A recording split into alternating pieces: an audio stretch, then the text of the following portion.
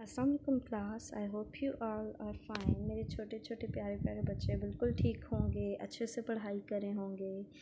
And I really wish कि ये सिर्फ मेरा एक ख्वाब ना हो, वाकई ही आप लोग पढ़ाई करें हों। Let's move to our lecture.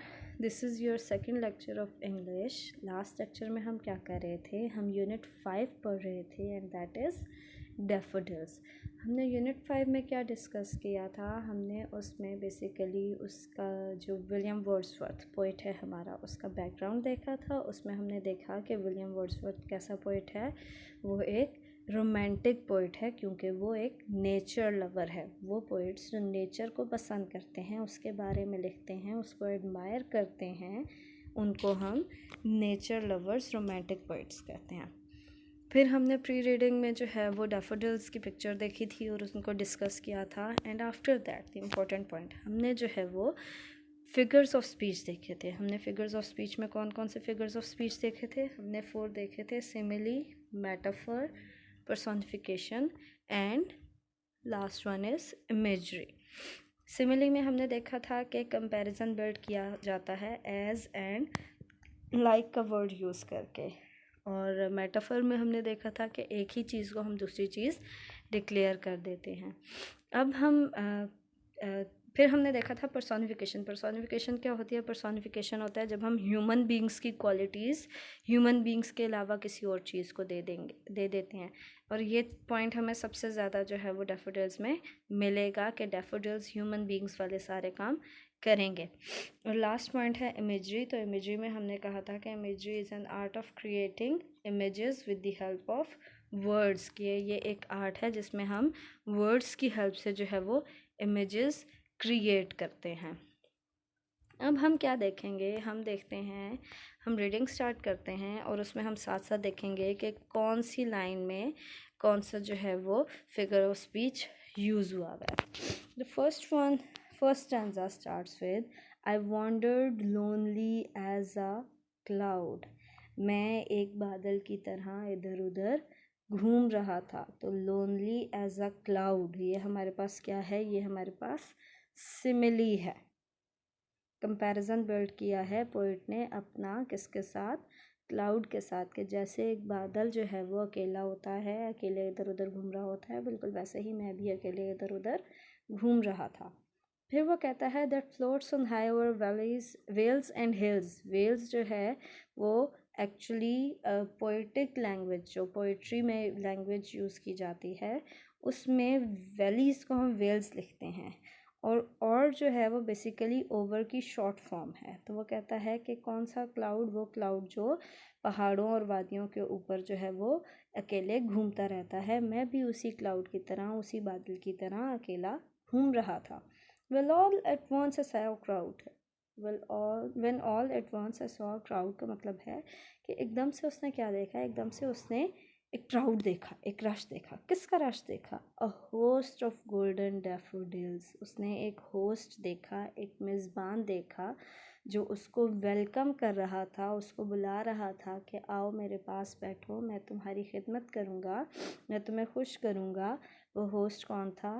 Golden daffodils थे। No this point you have to note it down कि डैफोडिल्स जो है वो गोल्डन हैं।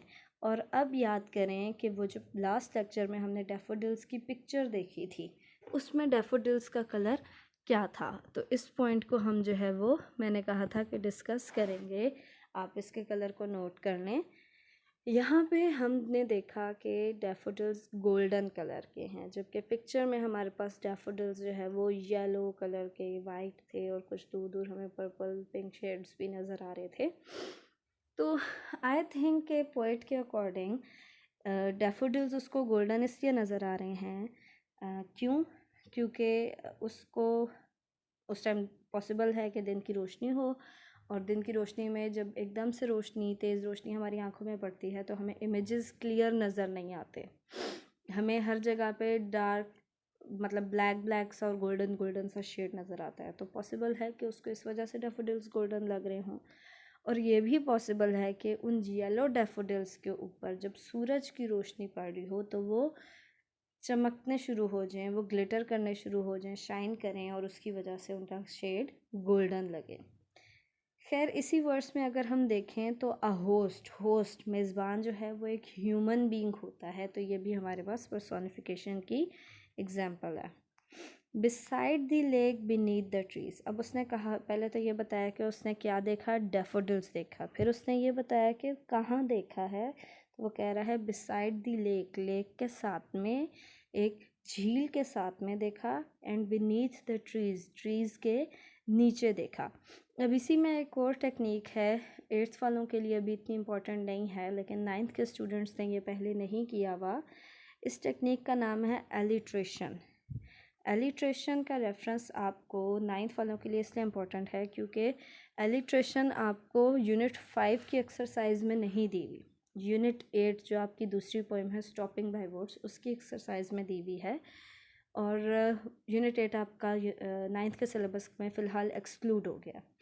तो उनके लिए भी ये पॉइंट बहुत ज़रूरी है क्योंकि आगे वो पॉइंट नहीं पढ़ेंगे, और 8th क्लास के लिए बेटर है अगर वो अभी इसको समझ लें तो आगे उनको ज़्यादा मुश्किल नहीं होगी। तो एलिट्रेशन समझने के लिए पहले हमें ये देखना है कि हमारे पास इंग्लिश लैंग्वेज में कितने अल्फ़ाबेट्स हैं। 26 अल्फ़ाबेट्स हैं। अल्फ़ाबेट्स क्या है, ABCDEF, ये सारे कितने हैं, 26 है इनकी काउंट। और उन 26 में से 5 हमारे पास वॉवल्स हैं। वॉवल्स कौन कौन से हैं, A, E, I, O, U। अब ये जो 5 वॉवल्स हैं, इनके अलावा 26 में से 5 निकाल दें तो हमारे पास 21 अल्फ़ाबेट्स बचते हैं। उन अल्फ़ाबेट्स को हम क्या कहते हैं, उनको हम कहते हैं कॉन्सोनेंट्स। क्या कहते हैं, हम उनको कहते हैं कॉन्सोनेंट्स। एलिट्रेशन क्या होता है, एलिट्रेशन है एक ही लाइन या एक ही वर्ड्स के अंदर वर्ड्स के स्टार्ट में एलिट्रेशन करें, कॉन्सोनेंट साउंड जो है वो रिपीट हो रही हो। जैसे इसमें देखें हम, beside the lake beneath the trees, एक ही वर्ड्स के अंदर दो दफ़ा दो वर्ड्स के स्टार्ट में ब की साउंड आ रही है, बिसाइड ब, बीनीथ ब। ऐसे ही दो दफ़ा द आया है तो द साउंड जो है वो रिपीट हो रही है, इसको हम कहते हैं एलिट्रेशन। रिपीट कर रही हूँ, एलिट्रेशन क्या होता है, repetition of same consonant sound in one sentence और इन वन वर्स। पोइट्री की एक लाइन या किसी भी पैसेज की एक लाइन के अंदर वर्ड्स के स्टार्ट पे अगर कॉन्सोनेंट्स की, वॉवल्स की नहीं, सिर्फ कॉन्सोनेंट्स की साउंड रिपीट हो रही हो तो उसको हम क्या कहते हैं, उसको हम एलिट्रेशन कहते हैं। Then we have fluttering and dancing in the breeze. उसने हमें ये भी बता दिया कि क्या देखा, क्राउड ऑफ गोल्डन डैफोडिल्स देखा, कहाँ देखा, beside the lake beneath the trees देखा। और वो डैफोडिल्स कर क्या रहे हैं, फ्लटरिंग एंड डांसिंग, वो हिल रहे हैं हवा से और साथ डांस कर रहे हैं। तो हवा से हिलना, उसने जो है वो एक्सप्रेशन यूज़ किया है, इमेजरी है, इमेज बिल्ड कर रहा है वो हमें, उसने पूरा एक इमेज दिया है कि वो बादल की तरह पहाड़ों पे घूम रहा था कि एकदम से उसको डैफोडिल्स नज़र आए। बहुत ज़्यादा रश था डैफोडिल्स का और वो क्या कर रहे थे, वो उसको अपनी तरफ बुला रहे थे, वो कह रहे थे कि आओ हम तुम्हें वेलकम कर रहे हैं। कहाँ पे देखा, वहाँ पे साइड पे उसको एक झील नज़र आ रही है, दरख्त के नीचे डैफोडिल्स हैं और वो कर क्या रहे हैं, वो हवा से लहरा रहे हैं और उसको ऐसा लगा जैसे वो डांस कर रहे हैं।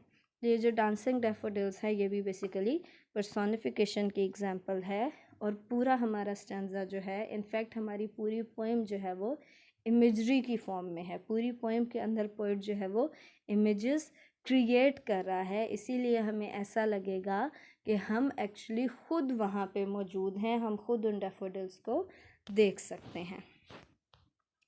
हम इससे कुछ स्टूडेंट्स कहेंगे नहीं मैम हमें तो डैफोडिल्स नहीं नज़र आ रहे, हमारे माइंड में तो इमेज नहीं क्रिएट हो रहा। तो बेटा you need to make your imagination strong, अपनी इमेजिनेशन को स्ट्रॉन्ग करें और जो चीज़ें पढ़ते हैं उसकी अपनी एक दुनिया बनाने की कोशिश करें। Let's move to the second stanza. Second stanza starts with continuous as the stars that shine. As the stars, continuous as the stars, as का वर्ड यूज़ किया हुआ है और कंपैरिजन बिल्ड किया गया है। किसका कंपैरिजन बिल्ड किया है? डैफोडिल्स का स्टार्स के साथ। तो ये क्या है? सिमिली है। कहता वो क्या है कि जिस तरह स्टार्स जो है वो कॉन्टीन्यूसली चमकते रहते हैं, and twinkle on the milky way, और कहाँ पे जो है वो जगमगाते हैं? मिल्की वे के ऊपर। मिल्की वे क्या है? मिल्की वे हमारी गैलेक्सी का नाम है, वो गैलेक्सी जिसके अंदर हमारी क्या है? हमारी अर्थ भी है। हमारे पास एक स्टार है सन, और उसके इर्द गिर्द जो है हमारे डिफरेंट प्लैनेट्स हैं, जिनमें से जिस प्लैनेट पे हम रहते हैं उसका नाम क्या है? उसका नाम है अर्थ। खैर, फिर वो कहता है this stretched in never ending line. अब वो कह रहा है कि चमक रहे थे। अब डैफोडिल्स उसको रात में तो चमकते हुए नज़र नहीं आएंगे। कब नज़र आएंगे उसको? दिन में चमकते हुए नज़र आएंगे। क्यों चमकते हुए नज़र आएंगे? सूरज की रोशनी में चमकते हुए नज़र आएंगे। तो अब यह तो हमें कंफर्म हो गया कि उसने उन डैफोडिल्स को गोल्डन क्यों कहा है, क्योंकि उनके ऊपर सूरज की रोशनी पड़ रही थी, चमक रहे हैं वो स्टार्स की तरह। फिर वो कहता है this stretched in never ending line. Stretch का मतलब होता है फैले हुए। तो this stretched in never ending line, वो कभी ना ख़त्म होने वाली एक लाइन में फैले हुए हैं। जहाँ तक वो देख रहा है बस एक लाइन में उसको डैफोडिल्स ही फैले हुए नज़र आ रहे हैं। और कहाँ पे फैले हुए हैं? Along the margin of a bay. Bay कहते हैं हम लेक के जो साइड का एरिया होता है। जैसे रिवर के साइड के एरिया को बैंक कहते हैं, सी के साइड के एरिया को बीच कहते हैं। तो ऐसे ही जो लेक साइड होती है, उस लेक के साइड का एरिया होता है, उसको हम बे कहते हैं। तो वो कहता है जो लेक के बिल्कुल कॉर्नर लाइन है, जो बे है, उसकी भी जो एक लाइन है, उसमें एक सीधी लाइन में जहाँ तक मैं देखता हूँ मुझे जो है ना वो नेवर एंडिंग लाइन है। जहाँ तक मैं देख सकता हूँ मुझे ऐसा लगता है कि वो लाइन ख़त्म ही नहीं हो रही, जिसमें वो डैफोडिल्स मौजूद हैं और वो सूरज की रोशनी में चमक रहे हैं। We will stop here for today, and inshallah in our next lecture we will continue with the next 2 stanzas of daffodils. Alliteration के पॉइंट को आपने नहीं भूलना। फिर आप लोगों को बता देती हूँ एलिट्रेशन क्या होती है। Repetition of same consonant sound. Vowel की साउंड नहीं आएगी, वॉवल की साउंड का कॉन्सेप्ट डिफरेंट है, वो हमारे पास एजोनेस में आ जाता है। एजोनेस एज एच हमें इस पोएम में नहीं मिलती। तो वो जब 8th के स्टूडेंट्स जो है वो यूनिट 8 पढ़ेंगे इन फ्यूचर इंशाल्लाह इन क्लास 9, तो उनको एजोनेस भी कराई जाएगी। लेकिन फ़िलहाल वो इम्पोर्टेंट नहीं है, एलिट्रेशन पे फोकस करना है। रेपिटेशन जो कॉन्सोनेंट साउंड की है वो एक ही लाइन या एक ही वर्ड्स के अंदर होना ज़रूरी है, और उन वर्ड्स के स्टार्ट में होना चाहिए। वर्ड्स के एंड पे अगर हमारे पास मिलते जुलते वर्ड्स हैं जैसे ट्विंकल, प्रिंकल, स्प्रिंकल, तो ये क्या है? ये कल वाले वर्ड्स जो हैं ये राइमिंग वर्ड्स हैं। हमने राइमिंग वर्ड्स नहीं देखने, हमने उन वर्ड्स को देखना है जिनकी स्टार्ट की साउंड मिलती हो। इस पॉइंट पे आपने फोकस करना है। टिल देन, जब तक हमारा नेक्स्ट लेक्चर आता है, स्टे सेफ, स्टे होम, अपना ख्याल रखें, पढ़ाई पे ध्यान दें, अच्छी तैयारी करें अपने टेस्ट की जो आपके नेक्स्ट वीक में स्टार्ट होने वाले हैं। आपकी उन्हीं टेस्ट की परफॉर्मेंस पे आपको इवेलुएट किया जाएगा। फॉर राइट नाउ, अल्लाह हाफिज़, थैंक यू।